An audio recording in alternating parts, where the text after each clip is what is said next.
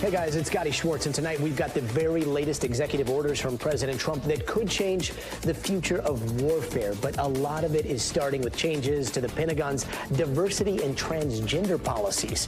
Plus, a new NBC News exclusive shows nearly 1,200 arrests by ICE in one day. More on the cities these raids are taking place in and what immigration looks like at the southern border right now.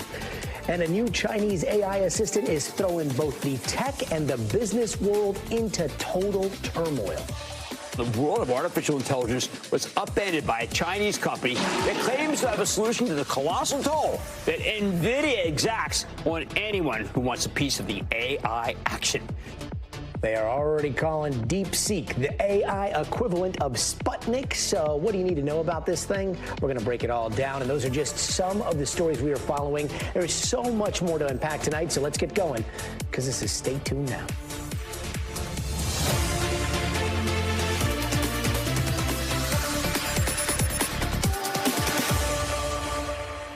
Since President Donald Trump was sworn into office, it has been a nonstop flurry of executive orders, usually dropping right about this time of the evening. And today is no exception. We're expecting another batch at any moment. And we're being told these could be aimed at trying to reshape the military on everything from reinstating soldiers who were let go for refusing to get COVID vaccines and then giving them back pay, to ending DEI programs within the military, building an Iron Dome for America, to changing policy on trans service members. He mentioned his plans while on stage just a few hours ago in Florida. Take a listen. To ensure that we have the most lethal fighting force in the world, we will get transgender ideology the hell out of our military. It's going to be gone. We will stop our service members from being indoctrinated with radical left ideologies such as critical race theory. We're going to stop it. It's already been stopped. Let's bring in NBC's Yamiche El-Sindor to break it down. So, Yamiche, he hasn't signed them yet, to our knowledge. What's the timeline here? And tell us a little bit more about the mark that he's putting on the military with these. Yeah, well, President Trump said there on that stage in Doral, Florida, that he was going to be signing these executive orders in a little while. We now know that he's flying back on Air Force One to Washington, D.C., so it could be anywhere from on that plane to maybe when he gets back at the White House, but his intention is to sign these executive orders today, from our understanding. And this is really, I think, a sweeping show of power by President Trump when it comes to the military. He's really trying to say that he wants to change the contours of the military, wants to change the policies and the way that things are run there. And as a result, you're seeing him do things like this ending DEI programs. He's also reinstating these soldiers who were removed because of refusing to take the COVID vaccine, saying not only are they going to be back, because that was a policy that happened actually under the previous administration, but he's also reinstating them with back pay and with benefits, which is a big, big difference there. Of course, there's also this Iron Dome. So there's this idea of sort of, he says, making America strong again, making America in a place where we can be ready for any sort of modern aerial attack. So this is definitely a place to watch, because we also have seen the military be used in other ways, including using military planes to deport people that he says are criminal migrants. So I think all of that really put together shows that he's trying to really put his thumb and his mark on the military here. Gadi? And we're already seeing a lot of talk about possible legal challenges, right? That's right. We are seeing a lot of talk of legal challenges, especially when it comes to diversity, equity, and inclusion and accessibility. There are already some groups suing for different parts of these policies. So it'll be interesting to see whether or not the military and whether or not there will be lawsuits related specifically to this. I'm watching specifically whether or not there might be some transgender service members who might be impacted and may file legal suit, because this policy says that while people might not be removed right away, it is changing where people can bathe, where people can where people can sleep, where our service members can do all of those things if they're transgender. So definitely a space to watch, Gadi. And it's been a week now. We've seen Trump sign executive orders on immigration, tariffs, climate, the military, possibly today, it's DEI, TikTok, JFK files. Any idea what might also be coming, I don't know, a little bit later tonight or into this week? Well, it's a great question. President Trump is saying that this is going to be continuously something that he's going to be trying to do, which is passing executive orders. But also, he was speaking in Florida before a group of hundreds of lawmakers, House Republicans, because the issue is there that he also needs Congress to do a number of things, including pass tax cuts, pass border funding, as well as do other things, including helping him cut taxes on tips. I was just in Las Vegas with him when he was saying that he wants to get that done and improve the economy. So there's a lot on his plate, including, of course, the fact that the government funding runs out on March 14th. So that's also an issue with a hard deadline there. So definitely a lot that's going to be going on, and definitely something to watch. Gadi? Yeah, Mish, a lot to watch for there. Thank you so much for joining us. And also joining us tonight is retired Lieutenant Colonel Daniel Davis. He is a senior fellow and military expert at Defense Priorities. Daniel, thank you so much for joining us, and thank you for your service. I know you're a 4-time combat veteran. What do you make on Trump's focus on lethality today? Because that's how these executive orders or upcoming executive orders are justifying doing away with things like DEI programs and possible changes to policies regarding transgender service members. Well, listen, anything that's going to increase the combat capacity of the United States Armed Forces and their lethality, obviously it should be welcomed by everybody.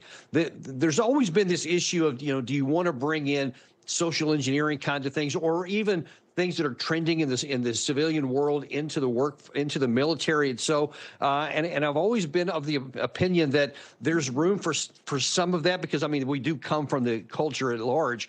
But everything has to be gone through the lens of, is this going to make the military better, stronger, more capable? And if it's not, then I think that we need to bypass that. And I believe that the U.S. has gone in a direction that is really prioritized other things besides lethality in the past, and I think that needs to be brought back into balance.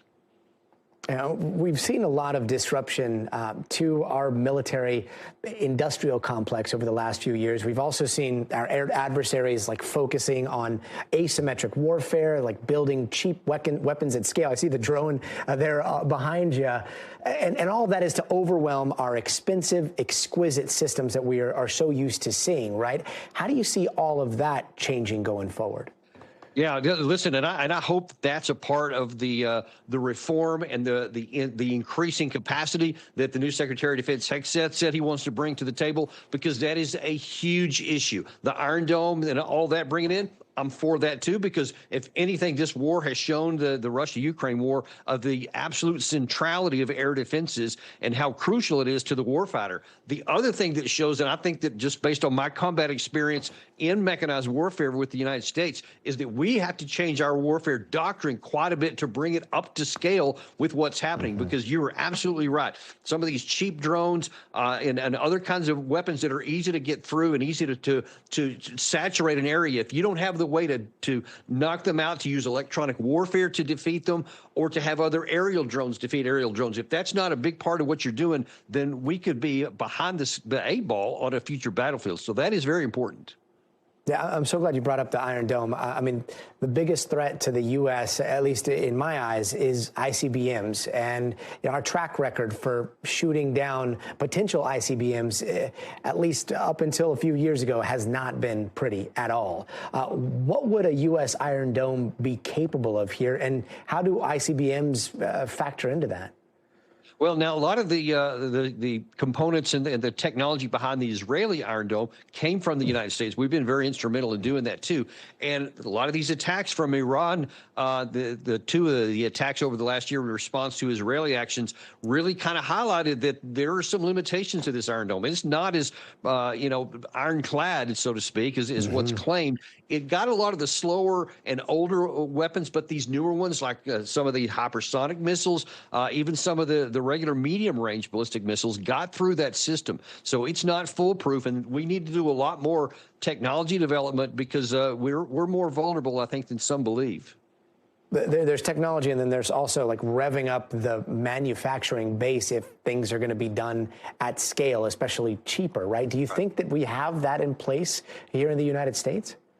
Without question, we don't. That's been really highlighted by, you heard the outgoing administration admitted several times that they had to pause some of the weapons that they were given to the Ukrainians because we didn't have the capacity enough to supply our own needs and to backfill some of the things, and we had to wait until they reached a certain level. If we were to get into an unexpected conflict right now, we absolutely do not have the industrial capacity to sustain a conflict of the type that Russia and Ukraine is in right now. And hopefully that's something that's going to be seen. And by the way, you brought up an important point also. We can't spend so much on these super expensive individual platforms that we now don't have enough money to have the larger quantity of the lower price things that can take out these big things. So there just needs to be a complete reform about how we do our warfighting to make sure we stay that preeminent military power. Yeah, it seems like a lot of things, at least from the outside, are kind of upside down. But, man, we appreciate your insight and expertise into all of this. Lieutenant Colonel Daniel Davis, host of Daniel Davis Deep Dives. Thank you so much for being with us tonight. My pleasure. Thank you. Sure. And some breaking news tonight. We are getting reports of possible gunfire at the U.S. border. The Texas Department of Safety telling an NBC affiliate in Texas that shots were fired towards Border Patrol agents on the U.S. side from inside of Mexico today and possibly might have come from suspected cartel members. Now, we're working on independently confirming all of this, but a statement from Customs and Border Patrol does acknowledge that shots have been fired and that the scene remains active. No one's been hurt, and the FBI is now involved. But shots allegedly being fired between countries, that is pretty wild, something that you don't see every day. Meanwhile, far from the borders, immigration operations are already ramping up in cities like Chicago, L.A., Phoenix. ICE calling them enhanced targeted operations and says they are getting help from at least 5 other federal agencies. At the start of today, 10 teams of 10 agents each were deployed across the greater Chicago area, and NBC's Gabe Gutierrez joined one of those teams for a ride-along. Here's a look at what he said. Tonight, President Trump's promised crackdown on illegal immigration is underway. We get a first-hand look in Chicago, riding along with ICE agents at dawn. We are putting more resources towards enforcement now. The first stop, an apartment complex. No one answered the door. They're not allowed to go inside, so we're moving on. It can take a team of federal officers hours to make one arrest. I think on this team we're close to 10. Close to 10. Yep. Just going after one suspect. That's a lot of manpower. It is. We're now heading to the northwest part of the city. Yesterday, they couldn't find one particular 25-year-old from Mexico with a lengthy criminal history. But this morning, a surveillance team has just seen him at work. When we arrive at a tire shop, 25-year-old Christopher Lara is arrested outside. ICE says he has a criminal record, including home invasion and aggravated battery. Agents lead him away in handcuffs. A resident here telling us he supports President Trump's deportations. I don't mind an immigrant, but if they're breaking our laws, they don't need to be here. A senior administration official tells NBC News ICE arrested nearly 1,200 undocumented immigrants on Sunday, some wanted for assault and armed robbery, but adding only about half had prior criminal records, in addition to being in the country illegally.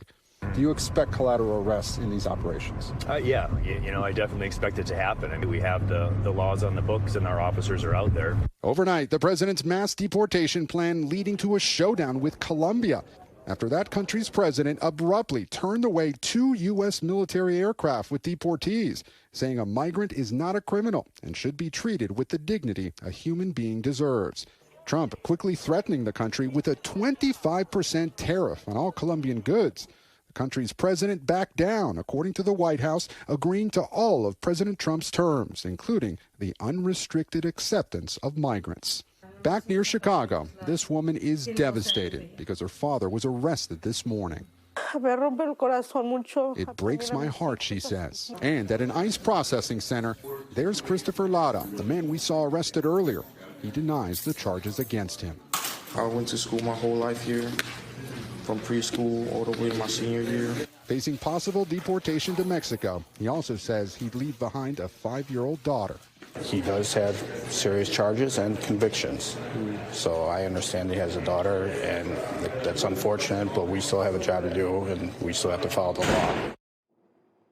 Thank you so much, Gabe Gutierrez. And like you just mentioned, the White House says Colombia will also be accepting deportation flights after a tense tariff standoff between President Donald Trump and Colombia's President Gustavo Petro. But we don't know exactly what happened behind the scenes to get to that point. Will Freeman joins us now. He's a fellow for Latin American Studies at the Council on Foreign Relations. Will, thank you so much for being with us. So was it this tough talk on tariffs? Was it something else? What do we know for sure? Yeah, I'm not sure we know anything quite for sure yet. Gustavo Petro, the president of Colombia, is a pretty unpredictable guy. But it does seem that Trump's threats of tariffs, combined with suspending the visas of all Colombian government officials and their allies, that was just left open what that meant. That does seem to have made Petro reconsider pretty quickly. I just add that for a country like Colombia, immigration, the return of migrants, it's not a top domestic political issue. So, taking a real economic hit to push back against Trump there, it just didn't really make political sense for Petro, even if it did seem for a short while that it's a stand that he wanted to take. Does it seem like that it may not be a big political hit there, but political precedent for like all other countries in the world right now, that tariffs and the threat of tariffs is very real? Do you think that's going to have an impact pretty soon all across Latin America? Oh, absolutely. I mean, I think this came as a gift to Trump. This fell right into his lap. It was the opportunity he wanted to shoot a warning shot and show Latin America, if you don't comply with our mass deportation plans, I will throw everything in the book at you, even if you're a close long-term U.S. ally like Colombia. So, I mean, it's precedent-breaking, it's norm-breaking, and I think the rest of the governments in Latin America are either going to need to prepare for that same treatment if they don't follow this administration, or they're going to need to get together and try to negotiate with him, really set some terms as a bloc. And, for those that aren't familiar with like the intricacies of tariffs, there are already tariffs in place across the world, right? What does this whole, baseball bat that is the threat of tariffs going to do to the existing tariffs that we see in a lot of places? Yeah, well, in the specific case of Colombia, I mean, it was a bold threat because this is a country that we have a free trade agreement with as of 2012. About a fifth of our coffee comes from Colombia. We have a lot of two-way trade. So they'll send us oil. We send it back as they send us petroleum, we send it back as refined oil. And, it's a productive economic relationship for both sides. So I think that's what you're seeing put at jeopardy here. I mean, with this case with Mexico, Trump has chosen to use tariffs as a weapon of diplomacy and to say, meet my demands or I'll slap them on, but they're strictly speaking, it's not really about the economy. He's using them to get other things done, and I do think that comes with with a dose of danger. A dose of danger, but is there a possibility that it could work? Well, I think in the short term, it's worked for Trump what Trump wanted it to work for, which was having Colombia back down in this dispute send a message to other Latin American governments that they probably shouldn't follow Petro's lead. But, it's kind of a whole separate conversation from whether or not that's advancing long-term, U.S. strategic interests in the region. One thing that has me worried is, South America is a place where China has been gaining ground rapidly. And you know what the Chinese ambassador to Colombia did in the middle of this whole dispute? He just casually posted to Twitter, we're at the best moment of our relations with Colombia in the last 45 years. And I think he let that speak for himself, China's in the region portraying itself as the reliable, cool-headed partner. Meanwhile, you have the U.S. coming in, threatening to blow up longstanding relationships like the one with Colombia. I do think, that's a risk to us long-term. Yeah, China entering the chat in that way. What a crazy little insight there. Will Freeman, thanks so much for joining us tonight. Thanks for having me, Gadi. Sure. Meanwhile, we are getting word that 1,200 troops just arrived at the southern border in Texas, and NBC's Priscilla Thompson is in El Paso with more. Yeah, Gadi, certainly a lot of news coming about immigration from here in Texas, specifically here in El Paso. First of all, over the weekend, we saw more of those planes landing, carrying those troops that the city of El Paso and Fort Bliss here is receiving as part of this deployment. We saw at least 3 planes landing on Saturday. That's in addition to the planes that we saw landing on Thursday. And these are some 1,500 active duty Army troops and also Marines that are being sent here to El Paso and also to San Diego to help beef up some of these border enforcement issues. And really, officials emphasizing that they are not going to be dealing with actual enforcement on the ground, but rather monitoring and detection. So that is going to look like helping to build barriers, assisting with those mass deportation flights that we've already started to see coming out of El Paso and other parts of the country, using that those military planes. And so that is some of what we're going to be seeing. So a lot of folks are coming here, and then they are going to be dispersed across the southwestern border to assist with the southern border mission. The other thing that we saw over the weekend in the Dallas area was some of those ICE raids that have been happening across the country. They were able to detain more than 80 people as a part of the one that took place just outside of Dallas. And this was not a workplace raid like what we saw in New Jersey last week, but rather these were individuals that had some sort of criminal background, many of them. And so some of them were picked up from local authorities already in custody, but there were also some that were targeted at homes. And as a result, ICE officials confirming that there were some arrests of people who did not have a criminal history but happened to be undocumented and in the vicinity of those raids that were occurring. And the one other thing I'll mention that's happening here in Texas is that just today, Texas Governor Greg Abbott announcing that he is sending an additional 400 Texas troops to the border. They are going to be coming in from the Dallas area, from Houston. He's also sending a number of helicopters, and he says that this is part of his effort to partner with the Trump administration as they continue to beef up border enforcement measures here in Texas and other parts of the country. Gadi?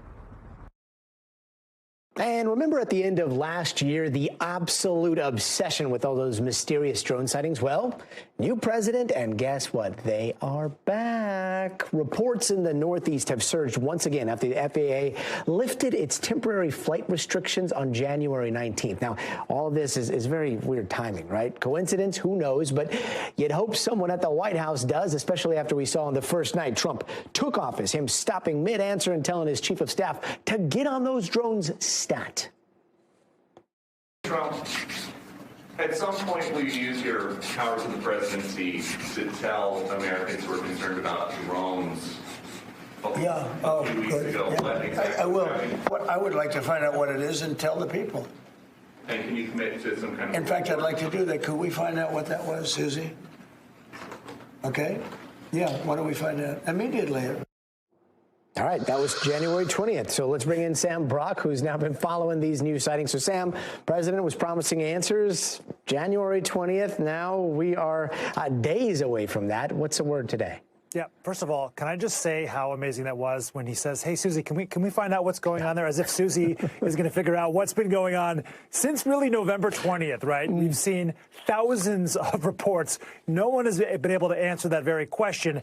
I will say, so President Trump called for answers. You'll remember that back over the winter, Gadi, you had two senators from each state of New York and New Jersey saying, FBI, we need some transparency on this. Please at least tell us what you have. Is there a coordinated effort going on? Are you understanding anything about a foreign influence? What do we have? If there was finite and sort of more detailed information that came out of that, hasn't really been expressed to the general public yet. We do know that there's not really a concern, at least according to federal agencies, about any sort of a foreign threat. But look at what you're seeing outside of these windows, right? This goes from December into January. Different orbs that are like red and green. Some of these are the size of cars. They're in formation in some cases. It just doesn't look normal, even if it is legal drones. And initially, a lot of the FBI officials were saying, good chance here you're mistaking what you're seeing from either a plane or it's a legal drone. But it does feel like, Gadi, there's some sort of gap in the middle there. And there was a ban that was issued in terms of flying drones in certain parts of New Jersey and New York that started on December the 18th, and it mostly expired Jan 17th, 18th or 19th for a couple of other municipalities as well. But the bottom line is, about a week ago, these bans expired. And we spoke with a company called Enigma Labs that essentially crowdsources sightings. People see something in the sky, and they set it onto this app. And then Enigma sorts it through and figures out what's going on here. How do we classify it? They found 650 national sightings over the course of basically 3 months, or 2.5, November, January, February. But then here's the crazy thing. They said in January, when they typically see no sightings reported because it's so cold, no one is outside, they had almost 50 in about a half dozen states, 14 of them after the bans expired. Yeah, in a half dozen states is a key word there. But, this timing thing, again, I know we should always be careful about correlations, but there are a bunch of drone sightings, hundreds and hundreds of drone sightings. Then there's this ban, the FAA ban. Those sightings basically drop, and now they're back up. Like, when the ban ends, does that mean that whoever's flying has, I don't know, deep respect for our earthly FAA regulations? Is this like a legal thing that we're looking at? Is this still a national security threat? Like, what's going on with those numbers? Yeah, to the first part of your question, why did it drop off from December 18th through January and then pick up back up again? When we spoke with Enigma, they do think that the bans themselves did have some teeth to it, in the sense that people might have been worried, what is the government going to do now? And again, it's just odd, given seasonality and the fact that a lot of people aren't outside in early to mid-January, that you'd be seeing numbers like that. As far as the national security component, I will refer to the FBI. They had a joint statement with the FAA and also with the DHS back on December 16th. They said, we have not identified anything anomalous and do not assess the activity to date to present a national security or public safety risk over the civilian airspace in New Jersey or other states in the Northeast. To decode this, you would really think that if the federal government honestly thought a foreign government like China or Russia or Iran were behind these drones, they would have said, we are taking action right now, and the American public should definitely be careful and on edge. And in fact, even the president, he still has a ban over Bedminster, because that's one of the locations where he says these things were cited, right? Like property associated with President Trump. If there were really a concern from a national security standpoint, there's no way this would be the federal government's posture. So I think we have to take the FBI at their word on that one. Yeah, hopefully Susie gets answers for us and the president pretty quick here. Sam Brock, thank you. Thanks, Gadi. Appreciate you. And now to the Chinese AI app sending absolute shockwaves through Wall Street and single-handedly obliterating billions of dollars worth of stock and sending the AI world into an absolute frenzy. We're talking about DeepSeek, a Chinese artificial intelligence company that dropped an open-source large language model that they say can do all the AI magic at just a fraction of the cost that it takes for OpenAI, for Google, for Meta to compute. And they're saying they built the whole thing for basically pennies on the dollar. Brian Chung has the details. It's the breakout star of the AI world. What we can call the DeepSeek sell-off is still really pressuring tech. That just put Wall Street on notice. Today, these fears from China's DeepSeek AI sparking the sell-off in the market. Chinese artificial intelligence company DeepSeek sending American tech stocks into a nosedive, as their new open-source AI tool has become one of the most widely used and highest rated in the world, unseating OpenAI's ChatGPT as the top free app in the U.S. Apple App Store. Side by side, the competitors look and feel very similar. Both can help you plan a 5-day getaway vacation or even provide an easy-to-make dinner recipe. But here's where they diverge. DeepSeek's integrated DeepThink feature gives users a glimpse into its thought process. We asked both chatbots to tell us a joke that was safe for work, 10 words long, and wasn't cheesy. ChatGPT replied, "Why did the scarecrow succeed? He stood out in the fields." DeepSeek replied with, "Time flies like an arrow. Fruit flies like a banana." We'll give you a second to think about that one. DeepSeek also showed its chain of thought, sharing jokes the AI thought about making but decided didn't meet our criteria, including a scarecrow joke very similar to ChatGPT's that it deemed too cheesy. DeepSeek would not provide answer to some topics deemed sensitive in China. When we asked it what happened in Tiananmen Square, the AI declined to answer, instead saying it was designed to provide helpful and harmless responses. ChatGPT did provide answers to the same questions. DeepSeek says they trained their model in just 2 months for less than $6 million, seemingly leapfrogging its American competitors like OpenAI, Microsoft, and Meta, who have spent millions training their models, and doing it despite U.S. efforts to block high-power AI chips from the Chinese market. They were able to really do this on what some people would call a shoestring budget. Thank you. Less than a week ago, the Trump administration rolled out a $500 billion AI initiative called Stargate. What we want to do is we want to keep it in this country. China is a competitor and others are competitors. We want it to be in this country, and we're making it available. Satya Nadella, CEO of Microsoft, which is participating in Stargate, issued a warning about China's AI capabilities in an interview with CNBC from the World Economic Forum. To see the DeepSeek new model, it's super impressive. I think we should take the development out of China very, very seriously. But Sam Altman, CEO of OpenAI, seemed to suggest DeepSeek's product is a derivative of his own. Posting after the chatbot's launch last month, it is relatively easy to copy something that you know works. It is extremely hard to do something new, risky, and difficult when you don't know if it will work. DeepSeek has not responded to NBC News' request for comment. Brian Chung, thank you. There's so much to talk about. And joining us now is Joanna Stern, senior personal tech columnist at the Wall Street Journal. Joanna, great to see you. Let's just get into this with what President Trump had to say about all of this a little bit earlier tonight, because it's raising some eyebrows. Watch this.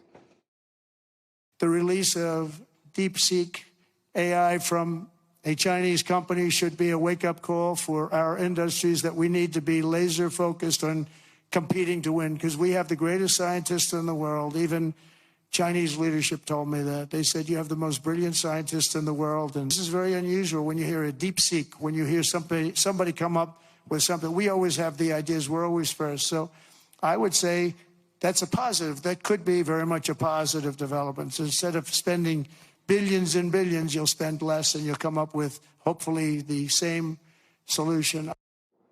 And that is at the crux of what everyone is talking about here, the cost that it cost to make something this powerful. Is this a total paradigm shift? Well, I think you have to look at a couple of assumptions that we have had in the AI industry. And I talk to people that are building this stuff and the executives, and there's been two kind of big assumptions. I mean, lots of assumptions, but let's focus on two. One is that China has been far behind the U.S. in this innovation. And two, that it is going to be extremely costly for us to build really advanced AI systems. Ones like we have been seeing with DeepSeek, but ones that even go even further, which are going to meet human level intelligence. And this here, what we've seen with DeepSeek, as guys have been covering, that they've created this really impressive R1 model for less money than we've created some of our own competitors here in the US, is defying those two big assumptions that we thought. So that's really what, and you hear President Trump responding to that there, that this should be a wake-up call. They are not as far behind, and that maybe things won't cost as much. And maybe things won't cost as much. And then you look at the history of, I don't know, things being open sourced here in the United States, things being leaked onto the web. I'm thinking of early Llama. Just to clarify for people that are watching this and are trying to wrap their head around, going through the timeline, the U.S. has banned places like Taiwan from selling the best AI chips in the world to China to try to avoid China leapfrogging us in this AI tech race for a number of other reasons as well. And then this company, they say that they found a way to do it with lower tech chips, and the tech world's mind is just blown. But is there a chance that they're like, I don't know, just lying about doing it on the old NVIDIA 800s and they're secretly doing it on a bunch of like H100s or the newest tech that they're not supposed to have? Sure, and I only know what people have been reporting and what DeepSeek has reported in their research documents, right? And that is what they are saying, that for $500 million, they were able to train this model, that they used these older models of chips, that export controls were respected. And so that's certainly the class of thought right now. But I do think also, as President Trump and others have been saying today, which is that not only is this a wake-up call, but it is the push in towards of innovation. And also, given that maybe they did create this because they had these constraints, what happens when you do have constraints around what you do? Well, sometimes when you have constraints around creativity or whatever you need to build, that you end up coming up with alternative solutions. Yeah. And because this is open source, that may impact the development out of the U.S. Or I think, as you're seeing lots of people talk about today, especially in reaction to the market, that they're hopeful that will impact the creation of these models in the U.S., making them more efficient and more affordable. Maybe this is the computer AI version of Life Will Find a Way in Jurassic Park. One other question. I mean, it is pretty crazy to see you open up your app store. It's right there, top spot. And just a little while ago, TikTok was on the top spot. You could argue that TikTok is also an AI company, a little bit of a different AI company. But what are the similarities between these two companies? And are there any similarities when it comes to possible national security risks? I mean, certainly, I shared on social media last night. We can surmise that there would be a ban, but that the ban wouldn't actually happen because we hadn't seen the actual ban for TikTok happen. So I guess we can imagine that maybe one day there will be a ban of this. But as you mentioned, this is an open source technology, and it would be really hard to just weed this out completely. People are going to be able to run it in different places. To those that are downloading it, I mean, absolutely similar to TikTok, you want to take a look at what kind of data they're collecting about you, and you want to take a look at where that data might be going. And people who have read that privacy policy today from DeepSeek definitely see that the company is storing information. They ask for your login information. There's information that they're taking about what internet and IP you're on and all those sorts of things. So you want to be cautious about that. I do think also right now, this has kind of gone viral, right? People were talking about it. They wanted to download it. They want to check it out. It remains to be seen if this is going to be the one that people stick with, right? People started using ChatGPT and people are obviously sticking with it, given the numbers that Sam Altman and that team really keep saying, the active usership is going up and up. But, we'll see. We'll see. I mean, also, they don't have as many features in there. I think right now this is kind of a viral thing. People are playing around with it, but we will see. Yeah, we will see. That should be the name of this show. Joanna Stern, thank you so much for joining us. Thanks for having and me. here's some other headlines that we're watching tonight. The U.S. is confirming the first outbreak of a rare strain of bird flu on a California duck farm. Now, this is a different strain from the one that has been spreading so aggressively across the country. Officials do say that strain was detected on the same farm, and almost 119,000 birds have been killed since December. And 6 people were taken to the hospital after a United Airlines flight from Nigeria to Washington, D.C. experienced some extreme turbulence. Passengers say meal trays went flying, overhead bins were smashed. Just look at everything on the floor in the middle of the aisle there. Officials are saying it was a technical issue and an unexpected aircraft movement. And new data is showing that New York City's congestion pricing might kind of be working. The results are mixed. Travel times were shorter for people in peak rush hours, but got worse for commuters in some boroughs. Experts say this data is preliminary, and it's important to note that traffic this time of year is usually on the lighter side.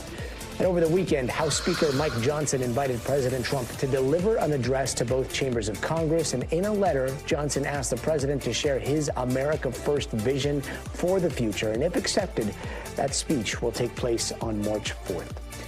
And the stage for Super Bowl 59 has officially been set. The Kansas City Chiefs will play the Philadelphia Eagles in New Orleans in just under 2 weeks. The two teams, they met at the big game 2 years ago, and the Chiefs are looking for a first-ever three-peat, while the Eagles are hunting for their second franchise win. And don't go anywhere. We are just getting started. Up next, concern here in Southern California. A lot of neighborhoods are starting to finally reopen after the wildfires, but some much-needed rain is actually causing some headaches. Stay tuned.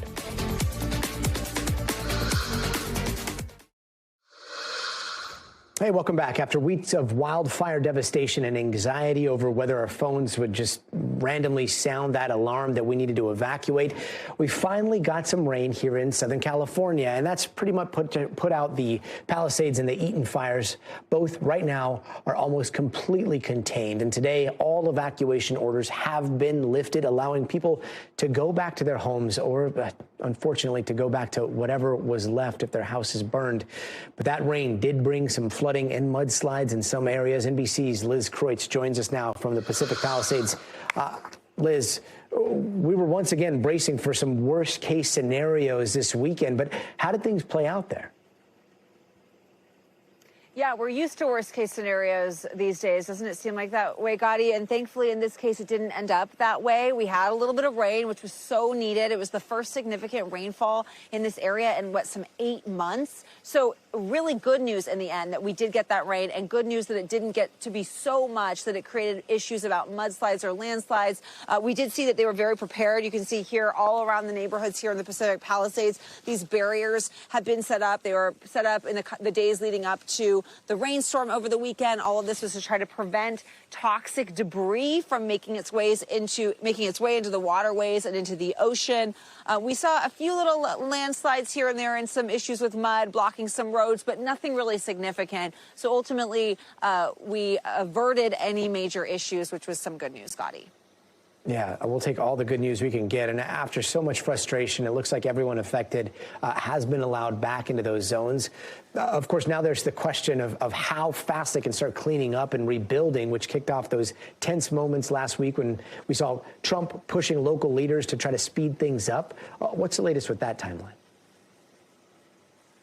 Yeah, so there seems to be a debate and sort of a growing frustration, I think, as the shock of what's happened is wearing off, reality is setting in, and now we're hearing from folks that are pretty concerned about how long it might take until they can actually get back here and truly begin to rebuild. And this all began from last week. The U.S. Army Corps of Engineers told residents that it would take potentially 18 months for them to clear out these entire neighborhoods, clear out all this debris. And after 18 months is when people would be able to come back and actually then begin to actually build a new home on their property. That number was relayed to President Trump. He brought it up at that roundtable. It led to some tense moments with the mayor and him, where the mayor then did say that she was vowing to make sure it was a speedy process. She was using executive orders to try to waive some of the permits and said it would not take 18 months. But still, there's a lot of folks that are concerned that could be the timeline. It's a big process to remove all of that. Here's what one woman told me today.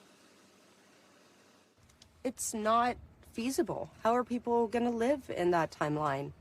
How do people's loss of use cover them when they're still paying their mortgages, when they're now paying rents on top of it? And that's the beginning of the process. How about the permits and the plans and the building and the overage? Doesn't get you anywhere. They're not allowing people to live. But lawmakers here are vowing again to expedite this process. In fact, Gadi, just today, the governor announced a new executive order that will waive permits for the California Coastal Commission. That can often be something that takes a long time for people when they try to build. So by waiving those requirements, that will hopefully help speed things up. And a lot of folks I talked to today said that they hope this public pressure will help get things moving quickly. Yeah, we shall see. Liz Kreutz, thank you. And coming up, blowing the literal doors off of a heist in the Netherlands, the artifacts taken from a museum. But first, you got to see this. Tampa police say a man went on a deadly rampage, hitting several people with his car last night. Officers caught up to him on the interstate, used what's called that pit maneuver to stop the chase and box him in. The department released about 80 seconds of footage from a police helicopter and an officer body camera video that showed the chase and the shooting. We pick up the video with one of the officers saying he's reaching in a warning. What you're about to see is disturbing. He's reaching! Jet Flight 99000. Jet Flight 99 with you now. Good evening. Good evening, sir. Jet Flight 99. Runway heading for maintain 3000 from the 28. Clear for takeoff. He's fired! He's fired! And in all of that gunfire, the suspect was killed. Tampa police say 3 of their officers were hurt.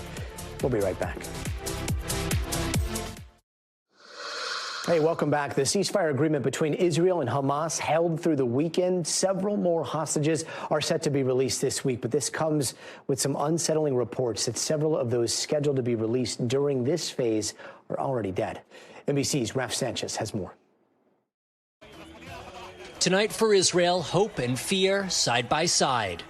4 female Israeli soldiers released from Hamas captivity over the weekend into the waiting arms of their parents after 477 days. And 6 more hostages slated to be freed this week, including Arbel Yehud, a civilian, and potentially American Keith Siegel. But also today, a painful reminder, not every story will end happily. Israel says of the 26 hostages still waiting to be freed in this stage of the deal, 8 are already dead. And growing dread over the fate of the youngest hostages, Kafir and Ariel Bibas, along with their mother, Shiri. We spoke to the boys' aunt last week. What is it like to not know what happened to them? It's paralyzing. Not knowing is so hard that sometimes I just want to scream. Just tell me, even if it's the worst thing, I just want to know. And starting at dawn, Israel finally allowing displaced Palestinian families to return to northern Gaza. A river of humanity making its way back. We want to return, this girl says. Return to a Gaza city in ruins. The UN says 90% of houses are damaged or destroyed. But that won't stop the Akila family, who walked 10 miles to be here. the children tied securely together as they push into the surging crowd. The last leg of the long journey home. And President Trump's envoy for the Middle East, Steve Witkoff, is heading here to Israel on Wednesday. He says he also plans to go to Gaza. I'll send it back to you. Raf Sanchez, thank you. And today is a Holocaust Remembrance Day unlike any other.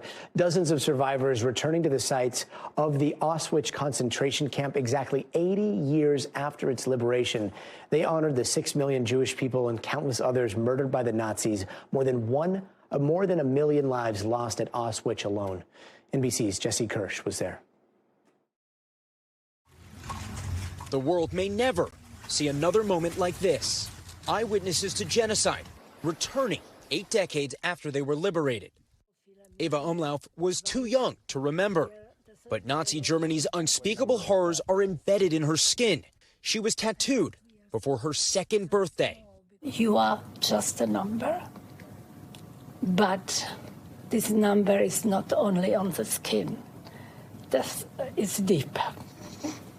Auschwitz was Hitler's largest extermination camp, a place where roughly 1.1 million were killed. For the rest, their humanity was stripped away. Often you could see 2 people sleeping in just one of these beds on these very basic bunks. You could see 700 to 1,000 people crammed into one building.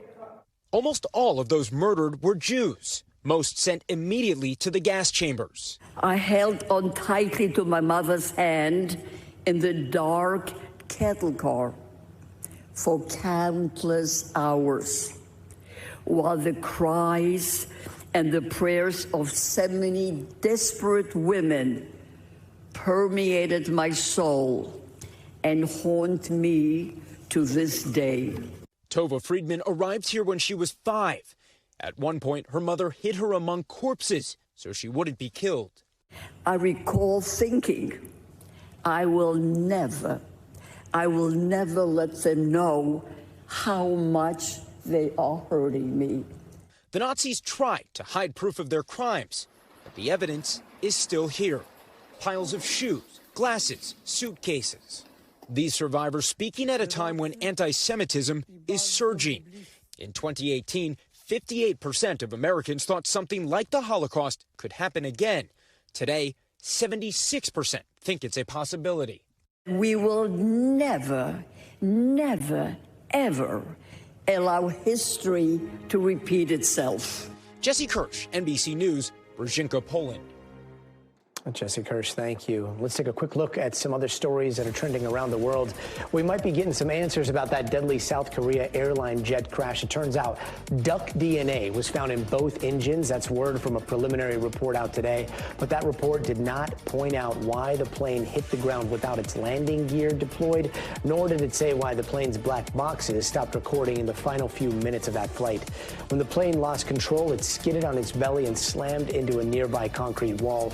179 people were killed. And some pretty wild video out of the Netherlands. Thieves blow up a door at the Drents Museum and steal a bunch of treasures inside, including a helmet made of gold on loan from Romania. That one was from the 5th century. Now, Dutch investigators say the thieves are pros, and they've asked Interpol for help catching them. And still ahead, a wild rescue mission caught on video, the tiny device that likely saved several lives. That's coming up next in Out West.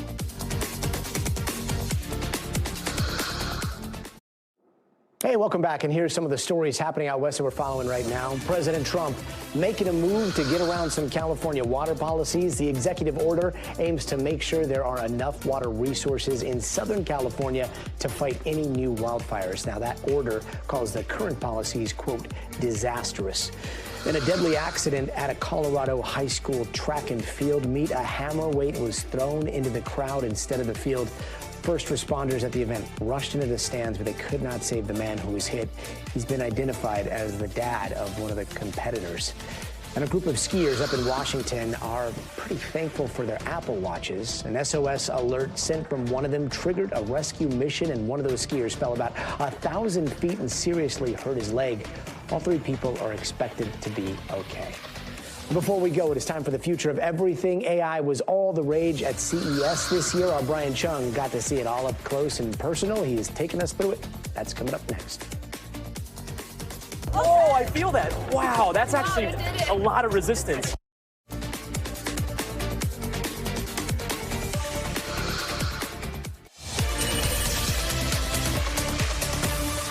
And tonight in the future of everything, gadgets galore. But first, even with a threat of cheaper AI from China, U.S. AI companies are still going huge on their quest for more power. Electric power, we're talking, of course.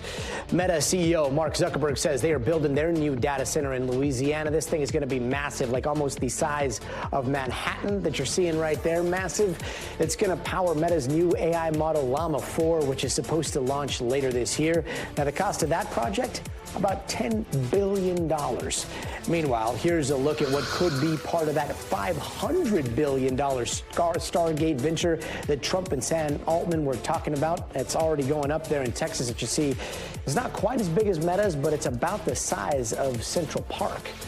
And as you might guess, these centers use a lot of electricity, tons of energy, and estimates put AI data centers already using up to like 4% of U.S. electricity, and that could double in the next 5 years.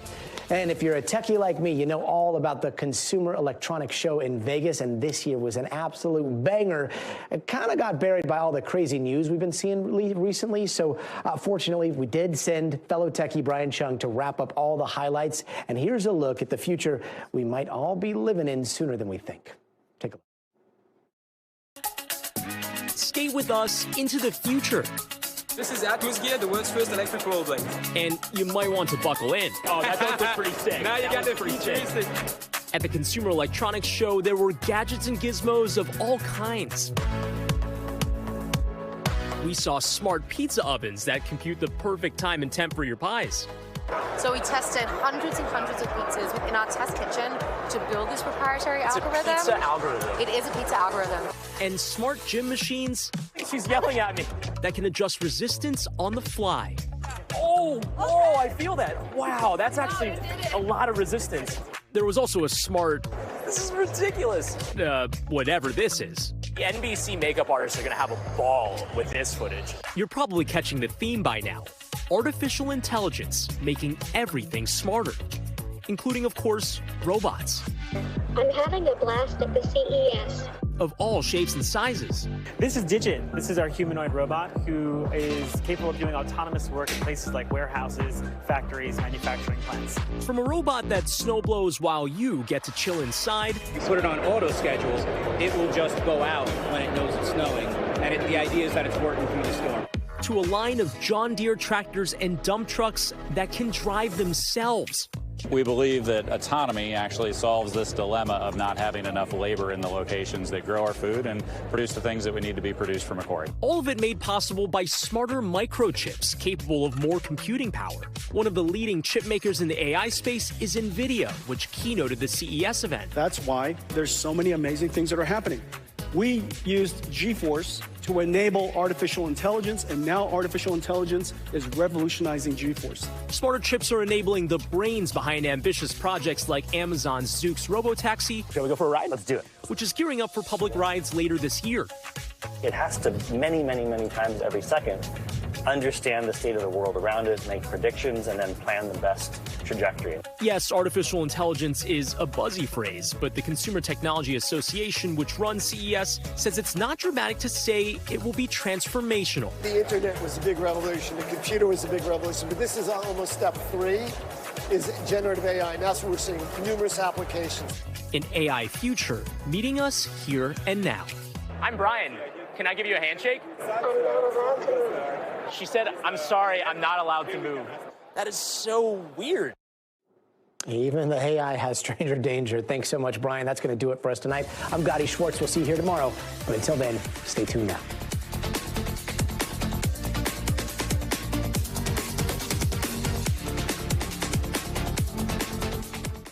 Thanks for watching. Stay updated about breaking news and top stories on the NBC News app or follow us on social media.